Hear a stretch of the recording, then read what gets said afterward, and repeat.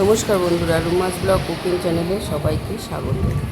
আজকে আমি একটা ব্রেকফাস্টের রেসিপি আপনাদের সঙ্গে শেয়ার করব। এই ব্রেকফাস্টের রেসিপিটা খেতে অসাধারণ, খুবই অল্প সময়ের মধ্যে রেসিপিটা তৈরি করে নেওয়া যায়।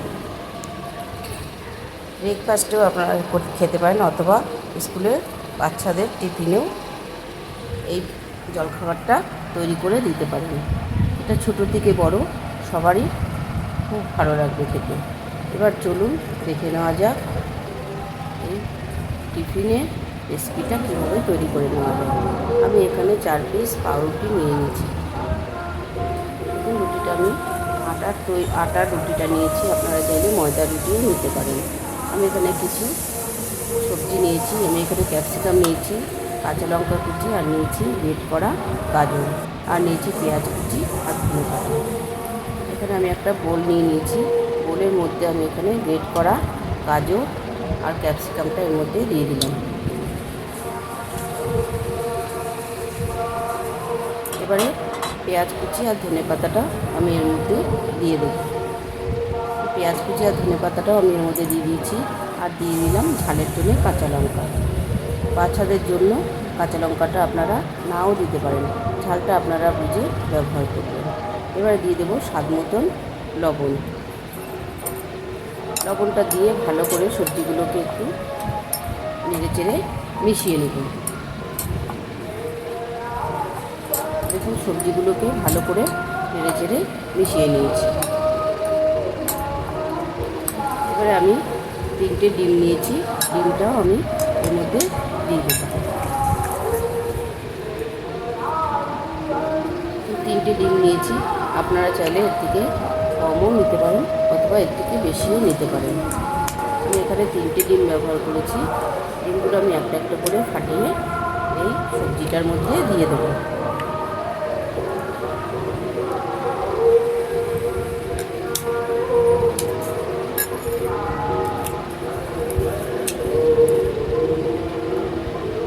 ডিম ভেঙে দিয়ে দিয়েছি।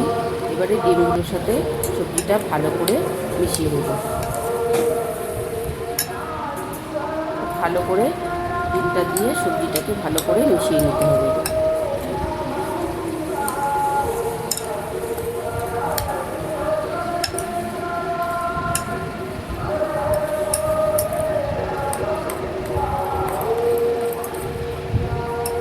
ডিমটা দিয়ে সবজিটা দিয়ে ভালো করে মিশিয়ে নেওয়া হয়ে গেছে। এবার আমি ঢাকা দিয়ে একটা সাইডে সরিয়ে রেখে দেবো। এবার যে পাউরুটিগুলো ছিল সেই পাউরুটিগুলো আমি নিয়েছি। এরকম একটা গ্লাস নিয়েছি, নিয়ে আমি এখানে চাপ দিয়ে আমি এরকম করে গোল গোল করে কেটে নেব। আপনারা চাইলে চৌকো শেপেরও কেটে নিতে পারেন, আপনারা চাইলে ছুরি দিয়ে চৌকোভাবেও কেটে নিতে পারেন। আমি এরকম গোল করে কেটে নিয়েছি। দুটো রুটিকেই আমি এরকম করে কেটে নেব, 4টে রুটিকেই কেটে নেব।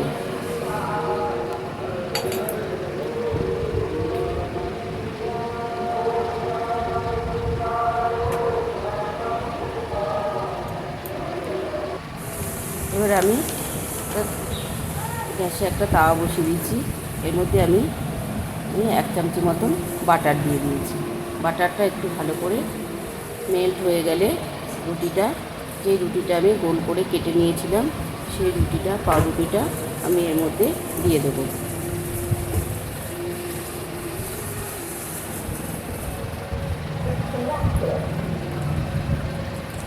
দেখুন, পাউরুটি দুটো আমি এর মধ্যে দিয়ে দিচ্ছি। আমি 2 পিস করে ভাজবো, সেই জন্য আমি 2 পিস পাউরুটি আমি এর মধ্যে দিয়ে দিয়েছি। 1 পিসটা ভাজা হতে হতে আমি যে ব্যাটারটা তৈরি করে রেখেছিলাম সেই ব্যাটারটা আমি এর মধ্যে 2 চামচি করে দিয়ে দেবো।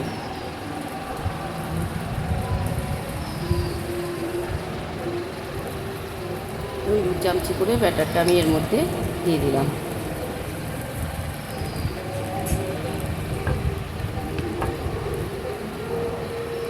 2 চামচি করে ব্যাটারটা দিয়ে দেওয়া হয়ে গেছে।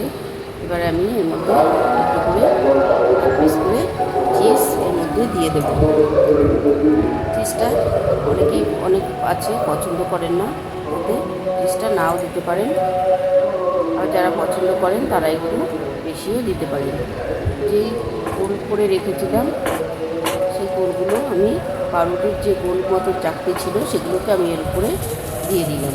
দিয়ে আমি এবারে আস্তে করে ঘুরে উল্টে দেবো। একটু চেপে চেপে আস্তে করে উল্টে দেবো, বেশি চাপবো না, একটু আলগা হাতে এই পাউরুটিটাকে চেপে নিতে হবে।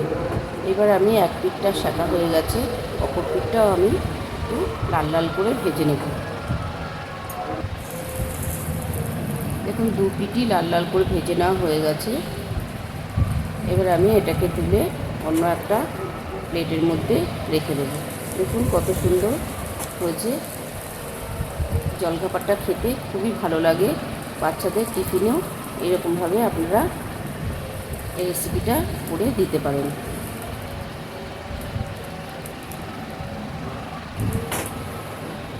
বাচ্চা থেকে বড় সবারই এই টোস্টটা খেতে সবারই খুব ভালো লাগবে। এখন তৈরি হয়ে গেছে, এবার আমি অন্য একটা প্লেটের মধ্যে তুলে নিলাম। এইভাবে আরও 2 পিস রুটি আমি এইভাবে তৈরি করে নেব। বন্ধুরা, রেসিপিটি যদি ভালো লাগে লাইক করবেন, শেয়ার করবেন, কমেন্ট করবেন, প্লিজ চ্যানেলটাকে সাবস্ক্রাইব করবেন। ভিডিওটা প্রথম থেকে শেষ অবধি দেখার জন্য অনেক ধন্যবাদ।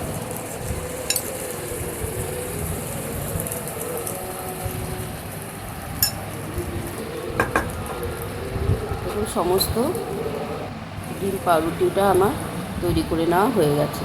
এবারে আপনারা চাইলে এটা এমনিও খেতে পারেন বা সস দিয়েও এটা খেতে পারেন। এবং কত সুন্দর হয়েছে।